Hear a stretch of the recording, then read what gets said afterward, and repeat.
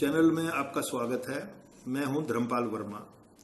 आज हम हरियाणा की राजनीति और उसमें जननायक जनता पार्टी की भूमिका पे विचार कर सकते हैं। लोग हरियाणा में खास तौर पर बार बार ये सवाल उठाते हैं कि भारतीय जनता पार्टी और जननायक जनता पार्टी का जो गठबंधन है ये कितना स्थायी है। कभी चर्चा चलती है कि भारतीय जनता पार्टी के लोगों ने अपने सहयोगी पार्टियों को मौके पे यूज एंड थ्रो की पॉलिसी पे काम करके कितने लोगों को घर बिठा दिया।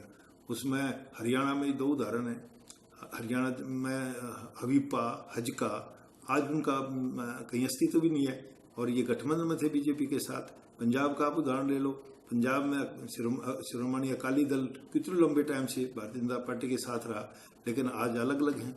तो कुल मिलाकर जननायक जनता पार्टी के ये नेता, इनके उप मुख्यमंत्री और इन सब लोगों की अगर कार्यशैली पर हम गौर करें तो 2-3 चीजें बिल्कुल साफ हो जाती हैं। एक यह है कि जो व्यक्ति राजनीति में है और जो किसी पारिवारिक राजनीतिक परिवार से ताल्लुक रखता है वो एक्स्ट्रा मैच्योर होता है। उसको घर से ही बहुत चीजें ऐसी सीखने को मिल जाती हैं कि उसको ट्रेनिंग की जरूरत नहीं। सारी चीजें, परख, काम करने का तरीका, प्राथमिकताएं, ये सारी चीजें सीख जाते हैं। हम इस मामले में 2 बातें और हैं जिन पर विचार कर सकते हैं। एक ये कि जननायक जनता पार्टी के नेता या उप मुख्यमंत्री दुष्यंत चौटाला जी इस समय बहुत ही सफाई से राजनीति कर रहे हैं। बेशक फील्ड में उनका विरोध हो रहा है और खूब हो रहा है, उन्हें भी पता है, उनकी पार्टी के लोगों को भी पता है।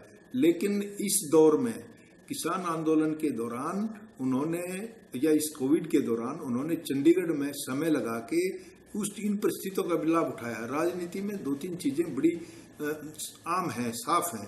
कहा जाता है कि सूत कसूत का नाम राजनीति है, मौके का फायदा उठाने का नाम राजनीति है।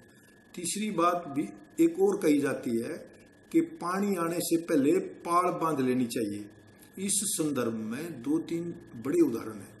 देखो कि जब ये पार्टी बने बहुत दिन नहीं हुए, आज वो सरकार में शामिल है और 11 डिपार्टमेंट है उनके पास। ये कोई ऊपर से नहीं पड़े हैं, ये योजनाओं से, मैनिपुलेशन से, सारी चीजों को मद्देनजर रखते हुए किए हुए हैं। इस पे अगर हम आज की परिस्थिति देखें, थोड़ा सा पीछे हम चले जाएं, भारतीय जनता पार्टी के साथ मिलकर जेजेपी ने नगर निगम में भी अपनी सहभागिता दर्शाई और पंचकुला जैसे शहर में 2 MC उनके बन गए।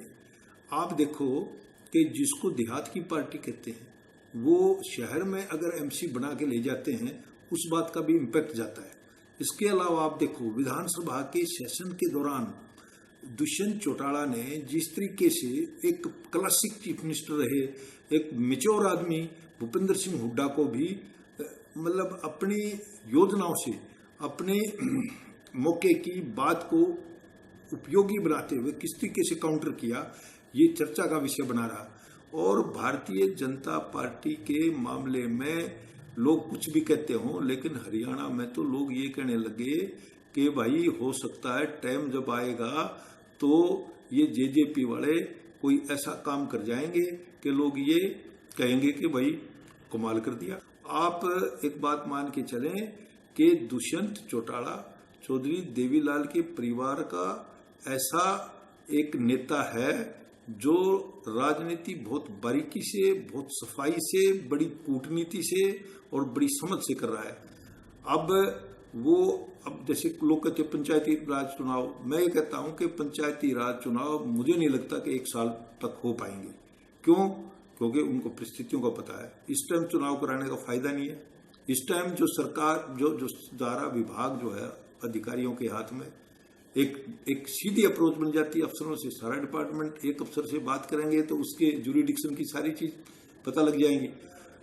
और समय के अनुरूप आप देखो दुष्यंत चौटाला के मामले में मैंने जो बात महसूस की, एक पत्रकार के नाते मैं बता रहा हूं कि वो सुनता ज्यादा है, बोलता कम है, मतलब रिएक्ट नहीं होता।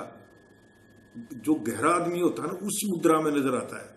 इसका मतलब ये है कि उसकी सोच में, राजनीतिक समझ में कुछ ऐसा जरूर छिपा हुआ है जिसको आम आदमी नहीं समझ सकता। और एक उनके साथ बड़ी दिक्कत और भी है कि वो जींद का रिप्रेजेंटेशन करते हैं। जींद के लोगों की पुरानी तासीर रही है कि वो नेता का बहुत साथ देते हैं, दबा के साथ देते हैं, लेकिन जब वो रूठते हैं, जब वो नाराज होते हैं, तो फिर वो वहां भी वो पीक तक चले जाते हैं कि इनके पास कोई योजना जरूर है कि ये जिस आदमी ने राजनीति करनी है, लंबी राजनीति करनी है, वो हर चीज को दिमाग में रख के चलेगा।